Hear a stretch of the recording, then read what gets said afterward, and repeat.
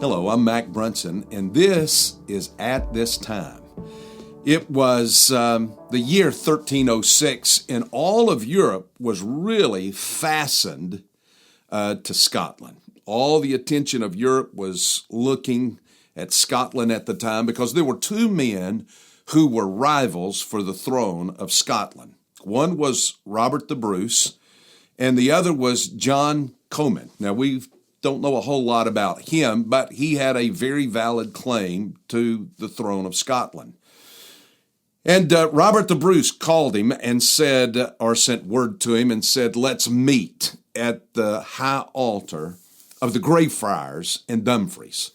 And so they met there, and they began to discuss Scotland and the throne and their rights to the throne.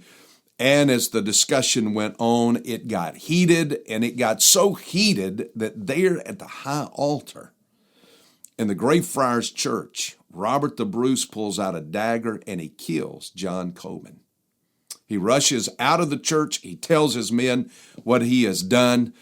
And within 6 weeks, March the 25th, 1306, at Scone, Robert the Bruce is crowned King of the Scots. He pulls together his army because Edward the Longshanks, is furious that this has taken place, and he sends an army up to Methven. And there the armies of England and the Scots meet in a ferocious battle. It's a battle that Robert I loses. In fact, Robert I barely gets out of the battle with his own life.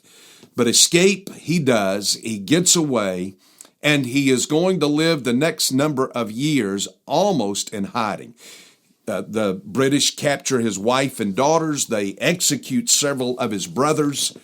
He is off with a handful of men now carrying out guerrilla warfare against the British. There's a skirmish here and a skirmish there. 8 long years pass. And he finally has pulled together back now an army of the Scots.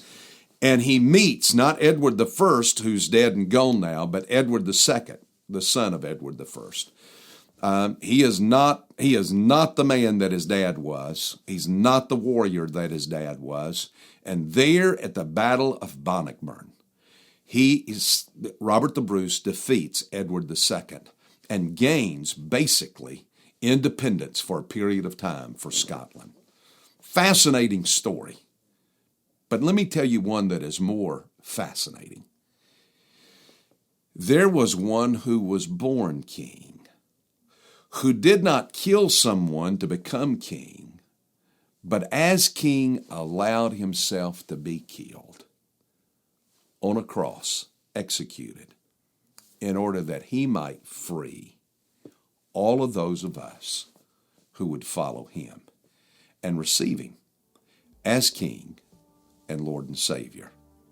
His name, Jesus Christ. And that is At This Time.